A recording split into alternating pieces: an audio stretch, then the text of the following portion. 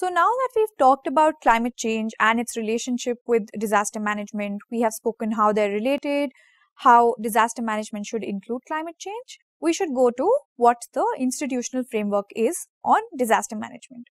Now, as you all know that disasters have been happening for centuries. They're not a new thing.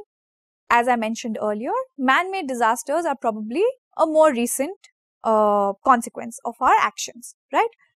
There are three things that we will talk about in the framework section. There is a legal framework, there is an institutional framework, and there is also an international framework. In the legal framework, before 2005, there was no single law that existed which talked about disaster management. Why is that? First of all, I believe that disaster management is not something that can be contained within one law, right?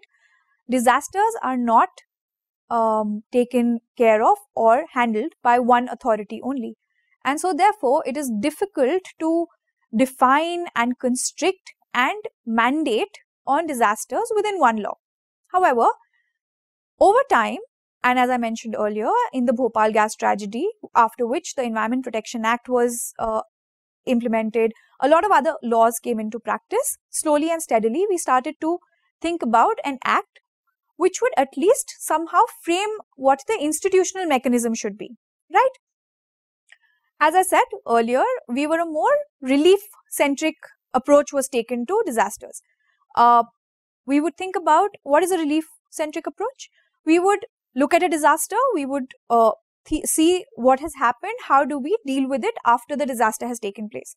For example, if there is a cyclone, the government would look at post-disaster strategies. They would look at evacuation of people. They would look at how to give them relief, how to rescue those people, how do we bring back the infrastructure, and rehabilitating those people in that area. However, now also with the development of science and technology, we have better technology to see if there are disasters that can come up, if there are cyclones that are going to hit the Indian coastline. And so therefore, for example, a good example is Visakhapatnam cyclone, which before the cyclone hit Visakhapatnam, there was a 24-hour warning given beforehand for people to move away from the coast, which is a brilliant strategy because it helped save a lot of lives. It helped save a lot of property. The Indian Navy shipyard the ship port is in Visakhapatnam. They moved the ships in.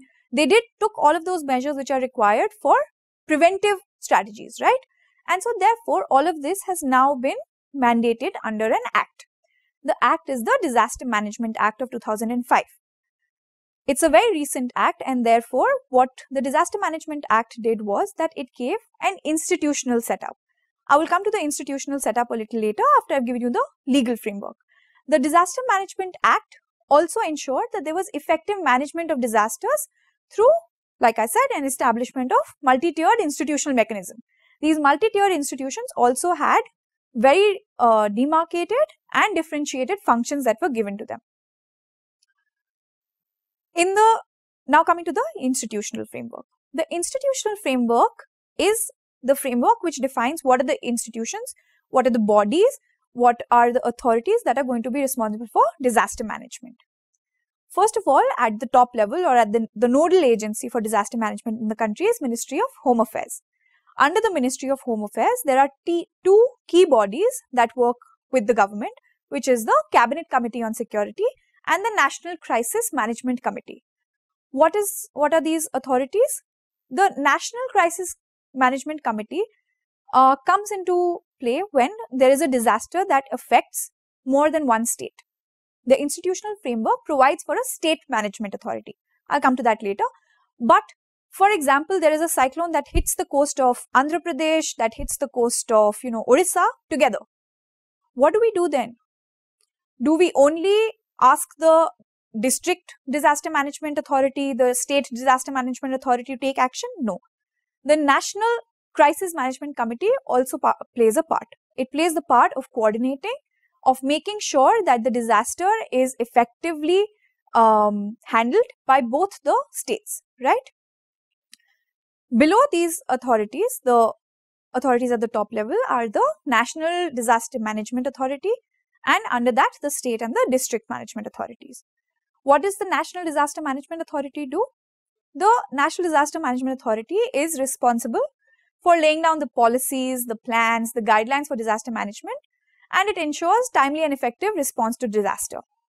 They also frame guidelines which are then adapted by the states, by the districts to take care of disasters in their areas, right? The State Development Management Authority also follows the same functions. It formulates guidelines and policies for the state, and it adapts the National Disaster Management Authority's frameworks to be implemented in the state, right? Apart from these top level authorities, there are a lot of other authorities that are responsible for disaster management in the country. Some of the known ones, or the easy to guess ones, would be the armed forces, as you've seen. Again, another example would be the Visakhapatnam case, where you saw that the army came in and the navy came in and rescued a lot of people from the coastal areas. In a lot of other areas, even in the Uttarakhand floods, the army came in and took up rescue work with the Disaster Management Authority. There is also the National Disaster Response Force, which is the NDRF, which only comes in when there is a disaster in a particular area, right? It is a force under the government of India, and it functions as a response team to a disaster. Apart from this, there is also a National Institute of Disaster Management. What does the institute do? The institute is majorly involved in the research, in the capacity building, in the making sure that there is scientific knowledge about disasters. It is also involved with other bodies, other scientific bodies, for example, the Earth Sciences Department or other departments which can give you early signs of a disaster, right? So this is the institutional framework. Now I will talk to you about the National Disaster Management Policy of 2016, a very recent policy. But before I do that, I will tell you a little more about the international framework. So in the international framework now, there is the Sendai framework, there is the Sustainable Development Goals, and there is also the United Nations Climate Change Conference that happened, under which the Paris Agreement is one of the most popular ones, which you must have heard of. Even the Paris Agreement talks about reducing the risks due to extreme weather conditions, due to climate change consequences, right? All of these three were focused on one thing, which is disaster risk reduction, DRR, right? These are three things that were the main focal point of these three bodies, right? What happened as a result in India was that a National Disaster Management Policy of 2016 was framed. Why did we need an NDMP for 2016? The earlier one, the 2009 one, was similar, but it did not include the provisions of the Sendai framework, and therefore we needed a new policy because India is a signatory to the Sendai framework, right? It's, like I said, it's the most recent policy change in disaster management. The NDMP provides a framework and it provides a direction to the government agencies for phases of disaster management cycle. So what does a disaster management cycle look like? You will, in your module, you would have seen the framework for a disaster management cycle. So the cycle talks about the post-disaster strategies, and it also talks about preventive disaster management strategies, right? So the disaster management policy looks at certain thematic areas of action which the laws should implement, right? What are those thematic areas? The first one is understanding risk. Understanding risk of a disaster. How can that risk be handled? How can that risk be prevented? For example, if we have early warning signs of a cyclone coming in, can we in that much time evacuate all the people? If we cannot evacuate all the people, can we make sure that the loss of life and livelihood is less, right? Therefore, that thematic area is included in the policy. Secondly, interagency coordination.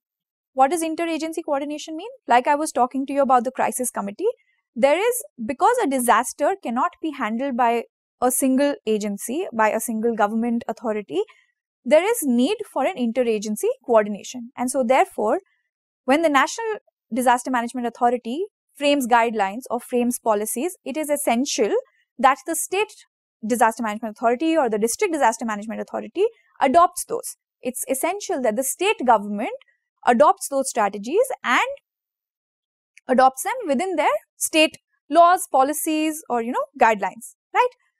The third one is that the policy mandates that we should invest in disaster risk reduction. Under this, there are two things. There is structural measures and there are non-structural measures. What are structural measures? Structural measures are measures that the government or the state governments or the district governments can put into place which help make buildings or infrastructure climate resilient, which helps us handle or face a disaster better. For example, if there is a coastline which is vulnerable to cyclones or to storms, then we make sure that no structures are put up along the coast which can be impacted due to that disaster, right? These are some structural measures that the policy mandates that the government puts into place.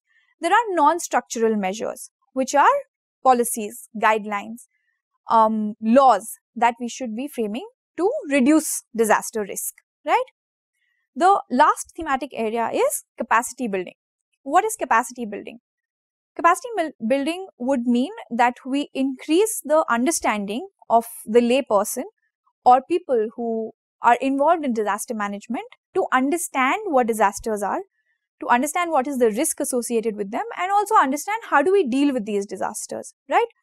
Capacity building also means that the National Disaster Management Authority makes sure that there are guidelines, there are policies, there are laws that are put into place so that authorities that are working on disaster management, for example, the army or the response team that is going to work for in disaster situations, are prepared for them. There is a preparedness for handling that disaster, right?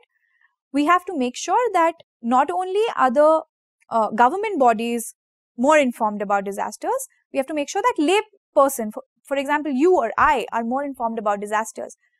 We need to know more about, for example, if there is an earthquake, do we know how to handle a situation like an earthquake? Do we know what are the methods that we could use to save ourselves or our children or our family members, right? There should be guidelines, there should be more awareness generated about all of this, and this is what the policy focuses on. So this is what the policy mandates. Like I spoke to you, the policy is inspired by the Sendai framework, and slowly, like recently, India ratified the Paris Agreement. We are moving towards, at least institutionally and in framework, we are moving towards a more climate resilient, a more reduced risk of disasters policy framework situation, right? We are trying to handle these things better, right? So this was about the policy and the institutional framework. So I will now give you a brief summary of what we did to help you understand how the timeline went and how all of these things are related, right? I first spoke to you about what disasters are, what is disaster management. Now link the disaster management to the institutional and the legal framework. The Disaster Management Act, the Disaster Management Policy of 2016. Two important instruments that are very recent and very relevant for disaster management in the country, right? Go back to the cases that I spoke to you about. How have we gone forward with the legal framework? At the time of the Bhopal gas tragedy, India did not even have an Environment Protection Act, right? Post the Bhopal gas tragedy, the Environmental Protection Act was implemented, right? What happened after that was slowly we came to a Disaster Management Act of 2005, which mandated the setting up of the multiple tier structure, which had the national bodies, the state bodies, and the district bodies, right? All of these came together to be inspired by the international framework, which is the Sendai framework, after which we framed the National Disaster Management Policy of 2016. The National Disaster Management Policy, which with the ratification of the Paris Agreement will make sure that India goes ahead and makes more climate resilient policies, makes more laws and guidelines and frameworks which help us reduce our risk of disasters, and we have a more prompt and more responsive authority and government bodies in case disasters are felt in the country, whether natural or man.